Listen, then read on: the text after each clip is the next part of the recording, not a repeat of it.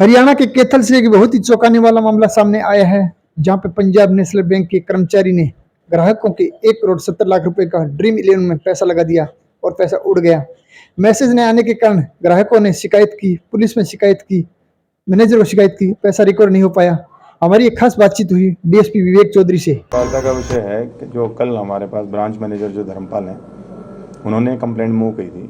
कल एक व्यक्ति जिसका नाम है सुरेश, वो 21 तारीख को जो नोच ब्रांच है पीएनबी की, वहाँ पर उन्होंने 1.5 लाख रुपए पैसे जमा करवाए थे। तो उस टाइम जो कैशियर है उसने ये कह के कि सर्वर डाउन है बैंक का और आपको बाद में मैं आपका अकाउंट बैलेंस बता दूंगा, और वो करके 1.5 लाख रुपए उसने डिपॉजिट करा दिया और वो चला गया। 24 तारीख को वो दोबारा आया पता करने के लिए कि जो मेरा अकाउंट बैलेंस आप बता दीजिए। तो जो कैशियर है वो वहाँ से उठ के चला गया और बाहर निकल गया। तो उसने जब अपना अकाउंट बैलेंस चेक कराया तो जो वो पैसे थे वो उसके अकाउंट में डिपॉजिट नहीं हुए थे। तो उसने अलार्म रेज किया और ये सारा वाक़या जो है, जो ब्रांच मैनेजर हैं जिन्होंने उसी दिन ज्वाइन किया था धर्मपाल गिल ने, उनको ये वाक़या पूरा का पूरा बताया। तो ब्रांच मैनेजर ने जब इसकी वेरिफिकेशन कराई, इंटरनल वेरिफिकेशन, तो उनको पता चला कि काफ़ी अकाउंट्स हैं जिनमें कि पैसे जमा नहीं करवाए गए। तो उन्होंने हमें एक कंप्लेंट दी, जिस कंप्लेंट के बेस पे हमने एफआईआर सदर थाने में दर्ज करी। उस एफआईआर को रजिस्टर करने के बाद कैशियर को राउंड अप किया गया कैथल कल, और उसमें अरेस्ट किया गया है।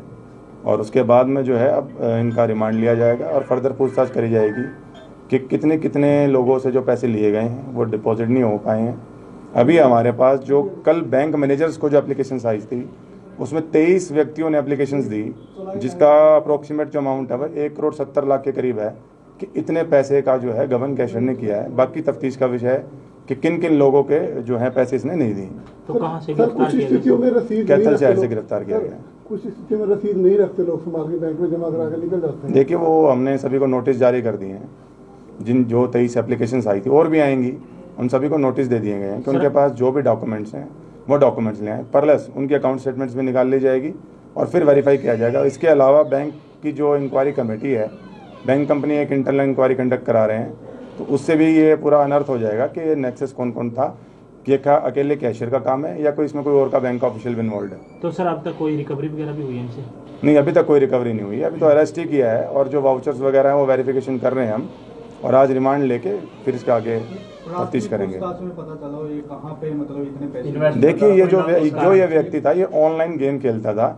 ये 3 पत्ती और एक और गेम है, हाँ, क्रिकेट की आईपीएल में चलती है ड्रीम 11, जिसमें सट्टा लगाता था। तो इसको सट्टे की बड़ी लत थी। इससे पहले इंक्वायरी में हमारी ये भी बात आई कि इसने बीच में जब पैसे हो गए थे ज़्यादा, इसका मतलब देनदारी बढ़ गई थी, तो ये इसने अपनी एक ज़मीन भी बेची है और उसको बेच के शट ऑफ किया है। ये काइंड ऑफ पैरेलल बैंकिंग चलाता था। जैसे कि आप अगर मेरे पास पैसे जमा कराने आ गए तो आपके मैंने पैसे जमा कर लिए, वो बैंक में नहीं डिपॉजिट किए और उसकी ऑफिस कॉपी को भी नहीं रखा।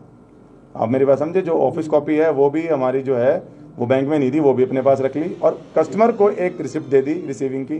तो आज पैसे ले लिए, कोई मांगने आया तो उसी में से कुछ दे दिए और बाकी एम्बेसडर। तो सर अब तक की जांच में कुछ पता चला, कुछ बताया हो कि इसके साथ और कौन कौन शामिल थे इसमें? देखिए, अब तक की पूछताछ से तो जो प्रिलिमिनरी हमने जांच करी है, तो अभी तो रिमांड लेंगे।